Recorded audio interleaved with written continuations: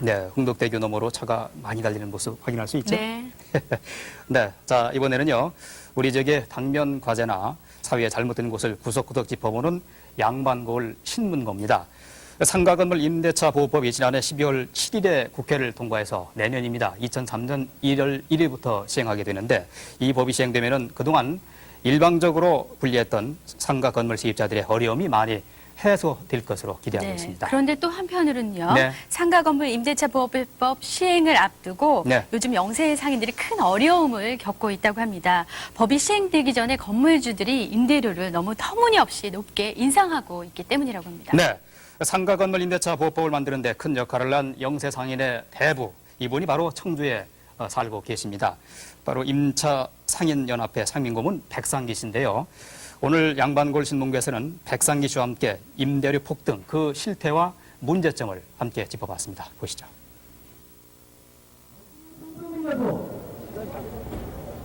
(4월 17일) 오후 청주 성안길. 오는 2003년 1월 1일부터 시행되게 될 상가 건물 임대차 보호법의 조기 시행을 요구하는 시위가 펼쳐지고 있었다. 민주노동당 주최로 열린 이날, 시위에 참가한 사람들 중 특히 눈길을 끄는 사람이 있었다. 바로 상가 건물 임대차 보호법을 만드는데 결정적인 기여를 했던 백상기 임차 상인연합회 상인 고문이다. 그토록 고대하던 법이 통과됐으니 이제는 쉴만도 한데 백상기 씨가 또다시 시위 현장에 뛰어든 이유는 무엇일까?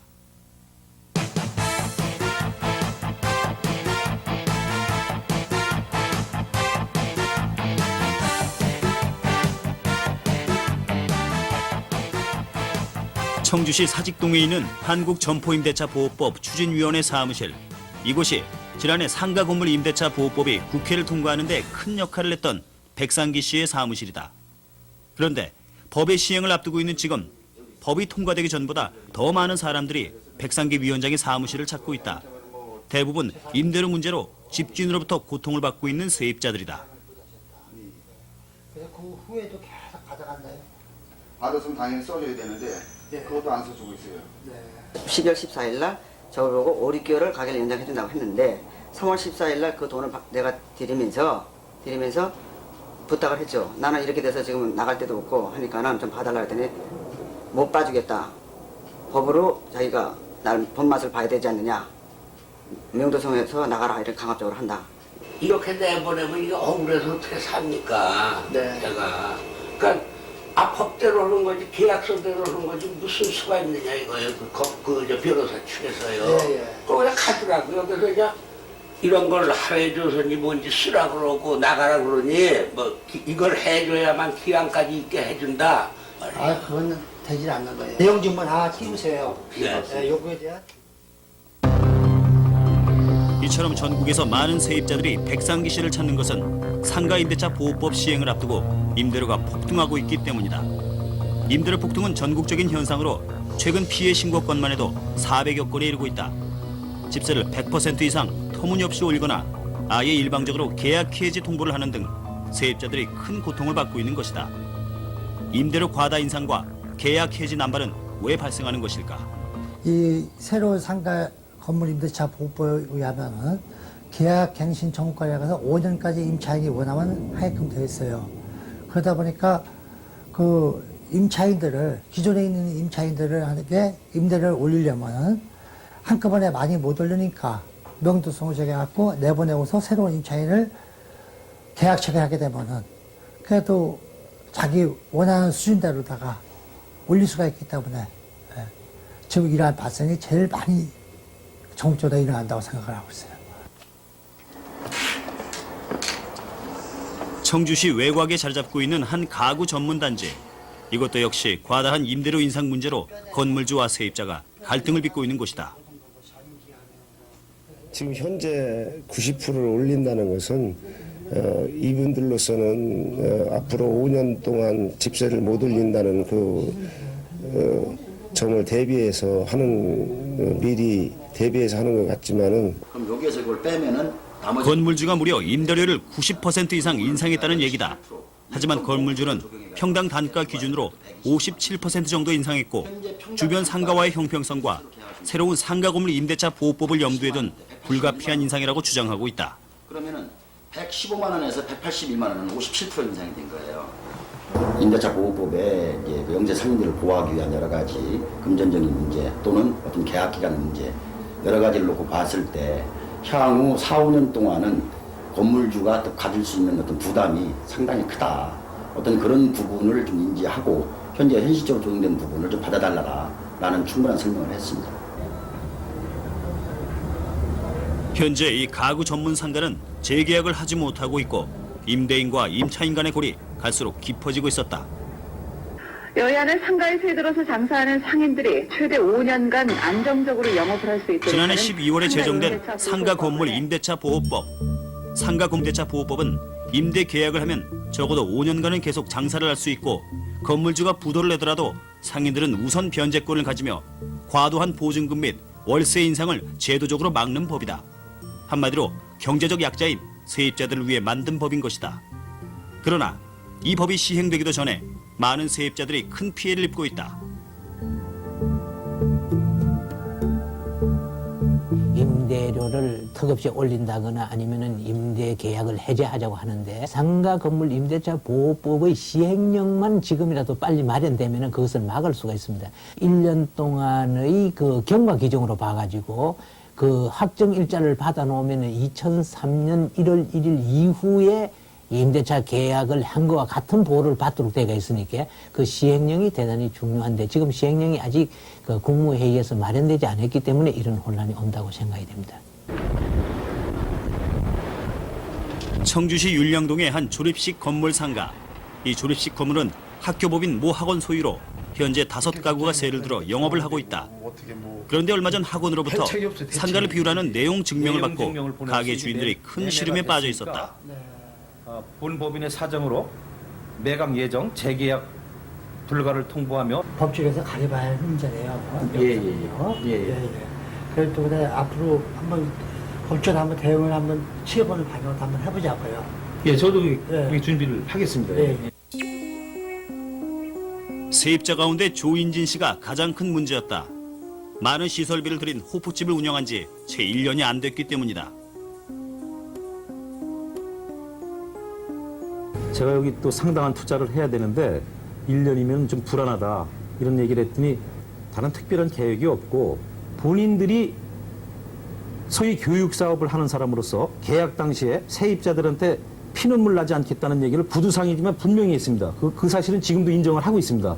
근데 갑자기 변경이 됐다는 이유로 무자비하게 이렇게 세입자를 길바닥에 내쫓는다는 건 있을 수도 없다고 저는 생각합니다. 계약을 연장하는데 큰 문제가 없을 것이라는 학원 측의 말을 믿고 인테리어부터 주방, 화장실까지 증축한 조인진 씨. 조인진 씨는 자신의 전 재산을 가게에 투자한 상태였다. 학원 측의 요구대로 가게를 비울 경우 투자비 수천만 원을 고스란히 손해를 볼 수밖에 없었다. 이에 대해 학원 측 관계자는 오히려 자신들의 말을 그대로 믿고 투자한 조인진 씨에게 책임을 돌렸다. 제가 생각할 때는 예를 들어서 처음 사업을 하시는 분이 어떤 리스크를 좀 등한시하면서 사업을 한 거 아닌가. 우리가 지금 책임을 회피하려는 건 아닙니다. 네, 그러나 지금 현재 임대차 보호법하고 상가 보호법이 지금 시행령이 안 나왔기 때문에 어떤 지금 그분들이 좀 피해를 또 더 보는 거 아닌가. 올해로 3년째 미용실 운영하는 김진열 씨도 학원 측의 태도에 혼란스럽기는 마찬가지였다. 계약을 이렇게 해가지고 가서 또 아니라고 하니까 이게 참 무슨 사기당한 기분이고 좀 그래요. 그래서 가게 어디 알아보지도 않고 지금 이러고 있는 상태인데. 계약서에 도장을 찍어주고 계약 기간이 연장된 줄만 알았던 김진열 씨. 그러나 보름 후 김진열 씨가 받은 것은 계약서 대신 6월 17일까지 가게를 비워달라는 내용 증명이었던 것이다. 학원 측에 따르면 현재 이 상가 건물은 이미 가계약 상태이며 세입자에 대한 보상은 법적으로 불가능하다고 말하고 있다. 우리가 제도적으로 우리가 공공기관이기 때문에 어떤 그 인간적인 인정적으로 베풀 수 있는 게 좀 어떤 방법이 마땅한 방법이 현재 없습니다. 그래서 좀 안타깝게 생각하고 있습니다. 우리가 조건이 교육청의 허가를 받고 나서 그다음에 세입자를 다 내보내고 잔금을 받기로 계약이 돼 있습니다.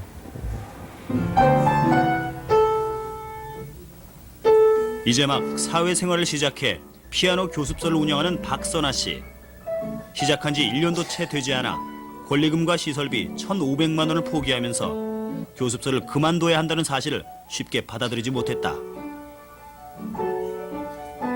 저희한테 상의도 없이 그렇게, 그러니까 어차피 주인이긴 하지만 그래도 미리 이렇게 얘기를 하고 언제쯤 팔릴 수 있다라는 걸 미리 얘기를 하고 계약을 했으면 몰라도 아무 얘기 없이 그러면 다 사회 너무 힘들어요. 이렇게 어른들도 못 믿겠고 나이가 좀 있으면 감당할 수가 있겠는데 감당이 안 되죠, 저는 지금.